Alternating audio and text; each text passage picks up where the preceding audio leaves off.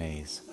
I'm Bob Ross, and today we're going to create happy memories, happy little memories, and we're going to learn all about things that will give you a great life, a happy life, an enjoyable life where you are the creator of that life. We'll see you in about 2 minutes.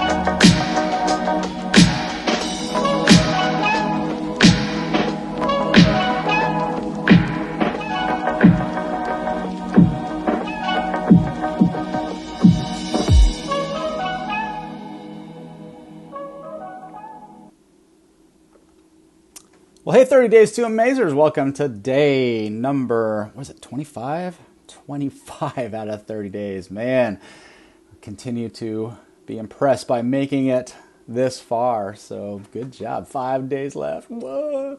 Are you scared? Are you nervous? Are you excited to free up all this free time that you're going to have not working on your health? Or are you going to continue to just learn what you did in these 30 days and propel you forward? I think it's the latter. You guys are smarter now because of all this, right? Okay, what do I want to get to today? Oh, I want to kind of piggyback a little bit on yesterday, and then I'll get to today's email. So this will be a little bit of a shorter message today. I always say that, but you never know when I'm going to go long-winded, and I'm kind of in a passion area today, so I might be talking a long time, but I'm going to make it quick because it's a simple subject. It's simple to wrap our minds around.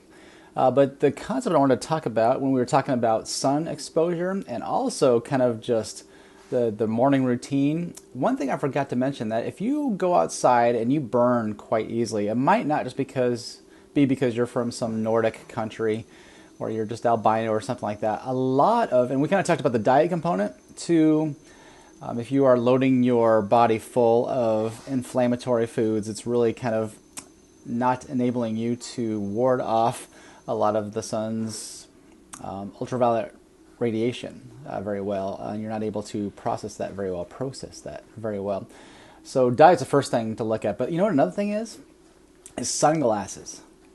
That's right. Yeah, sunglasses are kind of an affront to our humanity. So when we talked about circadian rhythm, if you have sunglasses on all day, and if you're outside, I can understand because it gets really bright, but you need to kind of train your eyes to get used to bright ultraviolet rays outside.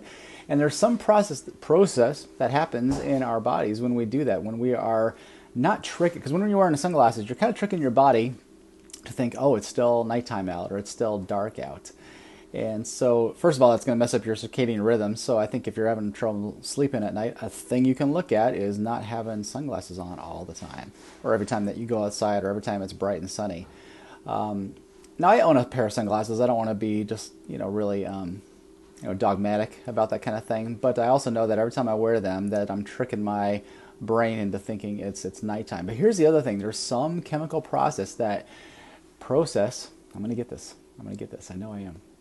That when you have sunglasses on, it's kind of signaling to your body that it's nighttime, so there really is no sort of danger to ultraviolet radiation, and so you don't have that kind of natural melatonin in your skin to soak up some of that sun rays and use it and convert it to vitamin D. And so it's a really good idea to not have sunglasses on and be outside, and it's going to be able to help you process the sun's ultraviolet radiation into something that's usable and beneficial for you. So ditch the sunglasses. Sunglasses suck. Don't wear them as much as you can. Yeah, don't wear them. Don't wear them at all if you can. If you can help it, it's a good idea and a good practice just to, get used to it. And it's just weird. I mean, I used to always have to have sunglasses on. I guess it was so bright outside, but now I kind of gotten used to it, and it's really rare where I feel like I need to have them on. Even I'm at the beach or something like that, I don't need to feel like I have to, shield my eyes from the sun for long amounts of time. So again, I don't need to stare directly at the midday sun on the beach and burn my eyeballs or my corneas or anything like that. But yeah, it's a good practice to ditch your sunglasses. Okay.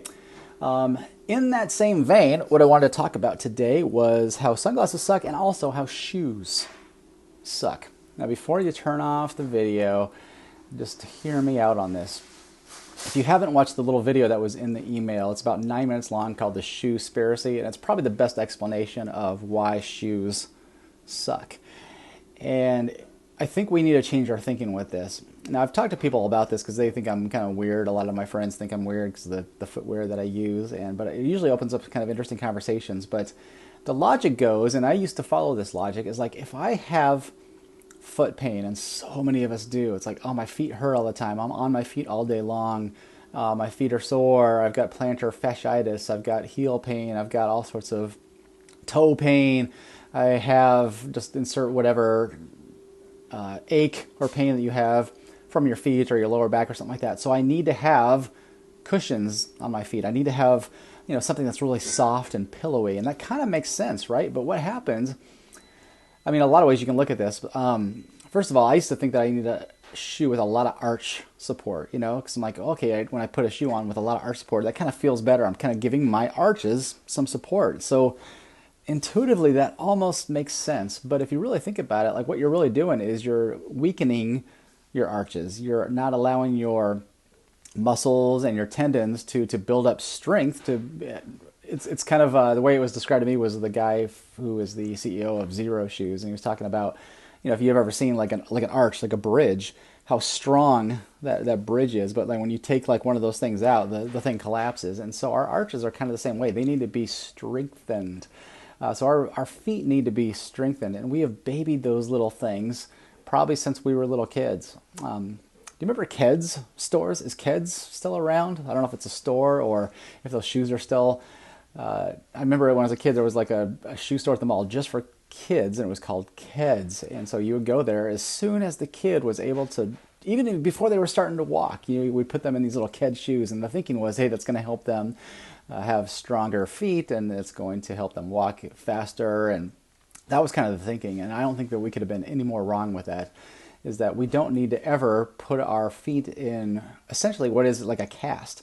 Have you ever had a cast before, from a broken arm or a broken leg or something like that? It just keeps your let's say it's a broken arm. It's going to keep your arm in the same place so you don't do more damage to it, But if you've ever had a cast and you've taken your cast out after 2 months, 3 months, or whatever it is. I've never had a cast. I don't know how long those things were on there for. But remember, back in the day, depending on how old you are, the casts, they were kind of made out of plaster, and after a while they started to smell bad, and you would have a coat hanger to go in there and itch things. And then when your friend, my friend Eric Fox, he got his arm cast off for breaking his arm when we were BMX riding.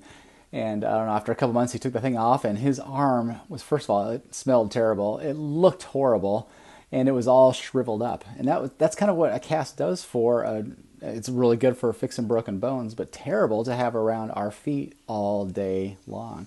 And we've probably had casts on our feet for decades. Now, I'm speaking from a lot of personal experience with this because I had a lot of foot problems through my late 30s and 40s. And it was plantar fasciitis. That was the main one. I'll talk about that in a quick second. But a lot of foot pain. And so I was always looking for the remedy for it. So I was getting like balls under my feet, like tennis balls. I was getting like lacrosse balls, kind of using that to massage it and kind of loosen up some of the stiffness in there and the inflammation in there. I was using these like specially like, they were almost like a sock or a boot that you would kind of stick on at night that would kind of like keep your tendon in your foot elongated. So when I woke up in the morning, I could kind of walk but most of the time I'd wake up in the morning and just like the most excruciating like heel pain and just like tiptoeing downstairs and just trying to get it loosened up where, maybe 10 minutes later I could kind of just function and walk on it. But it pretty much hurt all the time, all day long. And I tried just a bunch of different remedies, but I never thought about changing my footwear or just going barefoot because I thought, I just need more insoles. I mean, every shoe that I had some kind of cushy Dr. Scholl's-y sort of plantar fasciitis insole to help me stave off some of that pain. And again, it helped the symptoms of that, but it never strengthened my foot. I wasn't getting to the root cause of that. Let's talk about the root causes of foot pain. And by the way, if you have lower back pain, that's one of the first things I want you to look at too. First of all, look at diet. Okay, so if you're eating a high inflammatory, harmful diet, that's the first thing to look at. But if you have any kind of lower back issues, things like that, I would definitely look at your footwear because not only if you start to have like high heels, for instance, I don't know if women still wear those or not. They probably do, right?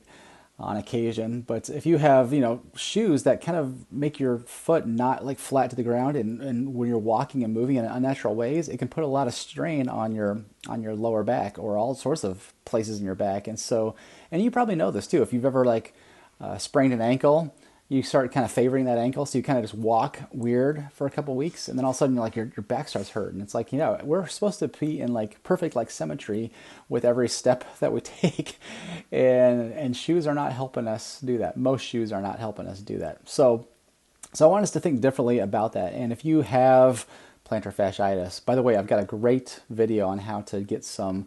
If that's an issue for you, plantar fasciitis, if that is an issue for you, I can heal you of that. Not by any kind of magic, but I have the cure for you. So if that's something that's an issue for you, put that in our Facebook group and I'll respond by giving you a video for free that will take it away. It will heal you of that in about 21 days. So that's money back guarantee on that one. I know it's free, but still, it works. It works. And I wish I would have heard this years ago. But instead of saying I have weak ankles or I have plantar fasciitis or I need arch supports, if we can begin to think about, okay, what's causing that? What is causing that? And again, I'm going to kind of just speak for myself, is that I haven't had lower back issues for years now. And I haven't had plantar fasciitis for years now. A lot of it was from the stretching exercises I did, but a lot of it was just by going barefoot as much as possible. And so that's what I do. Anytime I'm at home, I'm barefoot as much as possible. If it's really cold, maybe I'll put some socks on. But I'm just saying, I always want to have. I don't think a lot of people wear shoes and inside, but when we're going outside, that's where I started to change my footwear and change my thinking around that. I brought my footwear collection, which I'm going to show you, which that's really going to be exciting. But just a couple of concepts about that. You want your feet as much as possible and your toes to be spread out. So shoes that keep your feet kind of locked in and all scrunched up. I mean, it's no different than those. What are those Japanese women that used to think beauty was in those like scrunched up like shoes, and I can't remember what they were called, but like obviously that's like a really bad thing is to wear shoes that scrunch up your feet. But a lot of us, we have shoes that do the very same thing. They just keep all of our toes kind of locked in. So we want our toes to be spread out to give us a lot of like surface contact with the ground. So that's one thing. When you are wearing a shoe, it kind of keeps, especially like high tops and stuff like that. And this is probably okay for basketball shoes, but or maybe even hiking shoes. I take that back, probably not for hiking shoes, but anytime you have like a lot of ankle support, it's weakening your ankles, okay? You don't need to have a lot of that. You want to continue to strengthen your ankles to give you that kind of support through all of your feet. When you don't do that, your arches aren't developing the way that they should. Your calf muscles aren't getting strong. Calf muscles are super important for all kinds of movement, like walking and running and just standing and all that kind of stuff. And so when they're not developing the right way, that's going to throw that off. It's going to be really hard to like stand for long amounts of time. I mean, I used to be able to stand for 10 minutes and I was like, oh, I got to have a break. I can stand for hours now. Now I have to have the timer to kind of remind myself to change my position and not just be locked in and standing in one place. But I think because I've switched my footwear and strengthened my feet, that has in turn strengthened my calf muscles, strengthened my leg muscles, not have me have such back issues, and I stand all day now with no problems. That's pretty cool.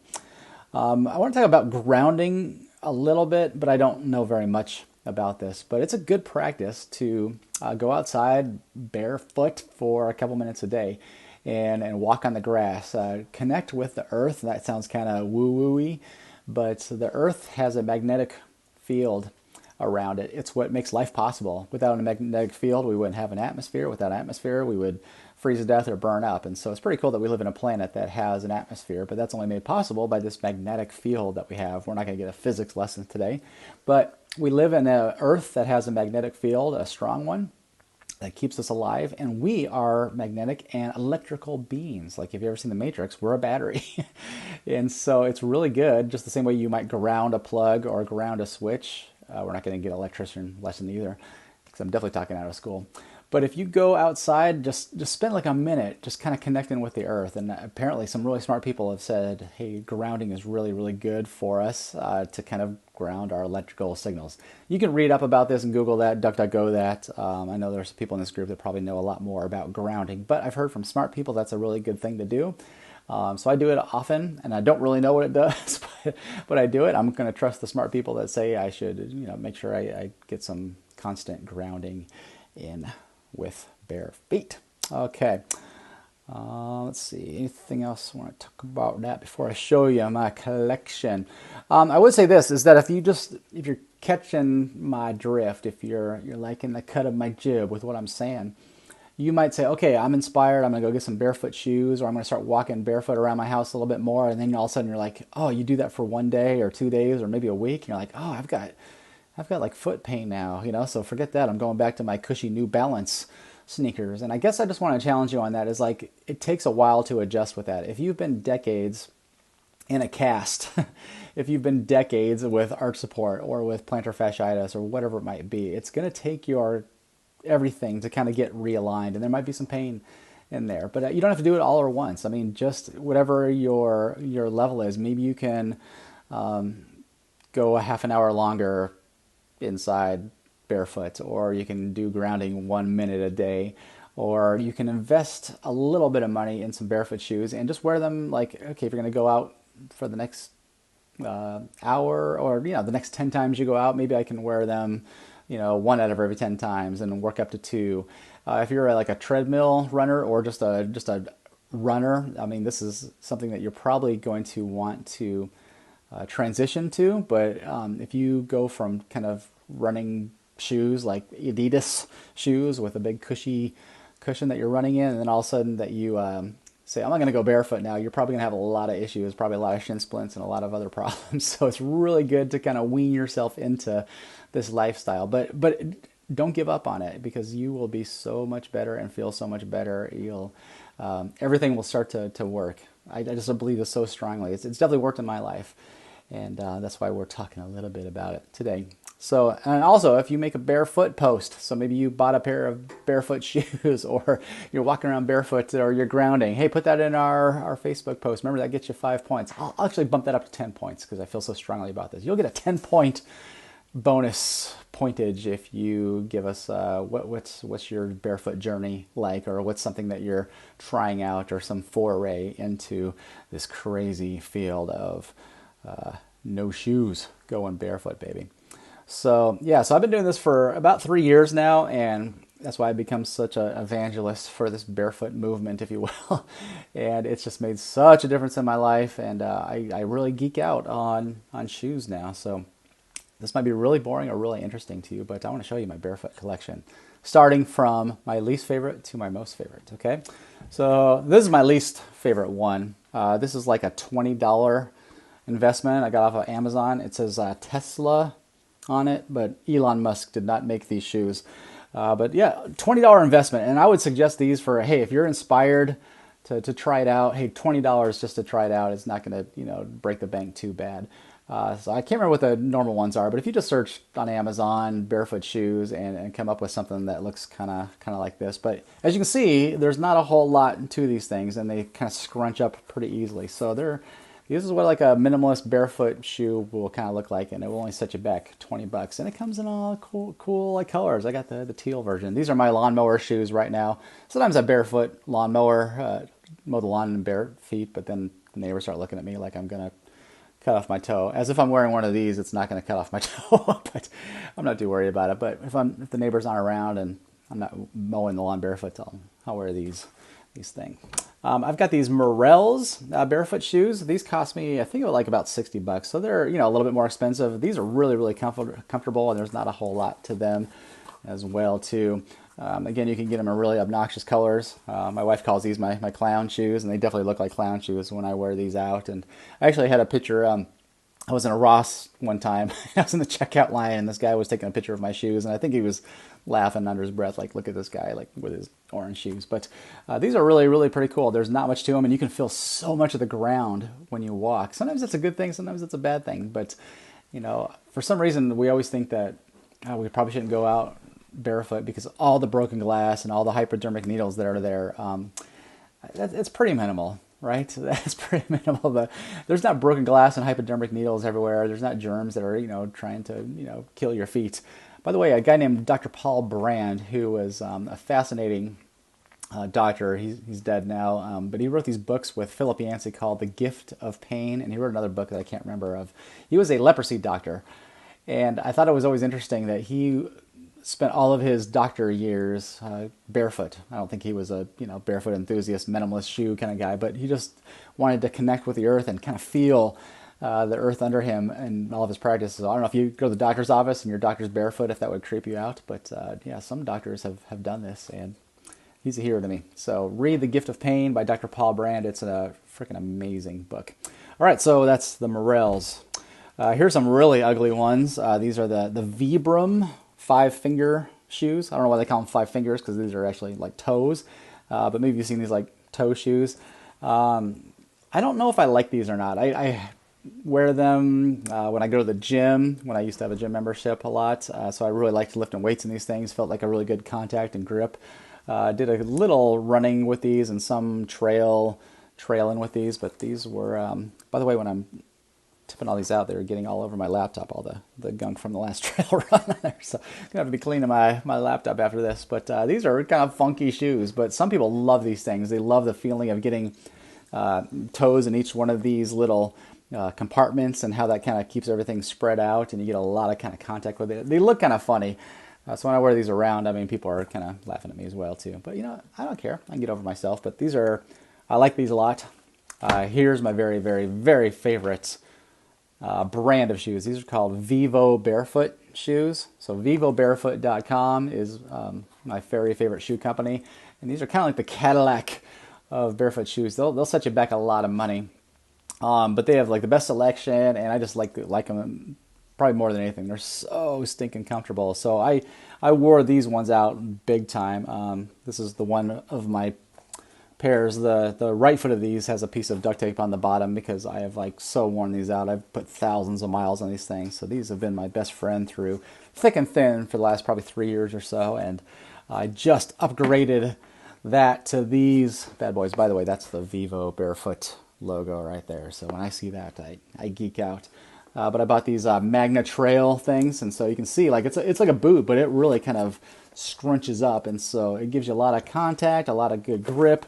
But underneath there's not much. So when I'm walking on a trail, I can feel kind of the rocks, and I can feel my foot getting strong, and there's a wide toe box in there, so it's keeping everything where it's supposed to be. Maybe, these don't appeal to you if you're a guy or a girl, maybe you're more stylish. But here's like an example of like a Vivo barefoot like dress shoe. So when I get fancy and take the wife out for a nice dinner, I'm going to wear these kinds of things. And you can see there's just not much to it. But yeah, there are all sorts of like cool styles and things like that.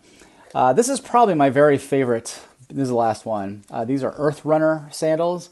So I don't wear these much in the winter months. Well, I take that back. I actually wear them a lot in the winter. So it's usually about mid-November, and I usually take these off because it is getting a little bit cold. But then you're looking pretty weird too, walking around with sandals in November. I'm talking a lot about what people think of me and my footwear. I don't really care, but sometimes, it's just hospitality. Like sometimes people are grossed out by the middle of winter, you walking around with sandals on. Why that is, I don't know. But as soon as the warmer months come, I'm wearing these pretty much all the time anywhere outside. So there's only like about 4 millimeters. So there's not a whole lot of stuff. But it just protects you from the elements. So if there is the broken glass and the needles trying to stab you, this helps a lot. I don't know if you can see this or not, but there's a little copper plate kind of right there, and that's supposedly helping with grounding. So when I'm walking in my Earth Runners or running with these things, by the way, you can't run in Earth Runners. They make a lot of noise because you're like flapping on the ground, which is interesting because, when I used to run a lot and have all sorts of foot pain, I'm kind of, let's pretend this is like a regular shoe. I'm kind of like not running like pancakey. I'm kind of like running like toe to heel or heel to toe. And it's just not a very natural way to run. So these kind of force you to like run like flat or more flat, and it makes an obnoxious amount of noise when I run. But I don't do much running anymore. But this is my everyday walking shoe, and I'll even take these on backpacking trips when it's nice and warm as well too. So I'm such an enthusiast of Earth Runner sandals. Okay, that's it for my shoe collection. I don't hoard shoes, but I'm like constantly on the lookout for more, and they're like ones I want to try. I just get geeked out by this kind of stuff. And so if you need some other suggestions on what's this, my wife is handing me this does not look like a barefoot shoe example at all. Look at this obnoxious like cushion. It looks pretty comfortable, but I will not be wearing one of these very soon. Thank you, honey. You're welcome. All right. All right, the dirt is off my laptop. Let me go and see if there's any comments. I knew Kimberly would have some ideas on this, being a physical therapist and stuff. So she said, yes, same as working out when you first begin. So yeah, that's a good point. So it's going to feel not great right away if you're transitioning to a barefoot working out kind of thing. But just try it out and give it some time. Give your body a fighting chance to adjust to this new way of living and strengthen your feet. And if it hurts for a while, that's okay. But just say, hey, I know I'm not injuring myself, but just walk around barefoot. People have done this for thousands upon thousands of years, and I'm probably going to survive without my Adidas, New Balance, Reebok, Nike assistance.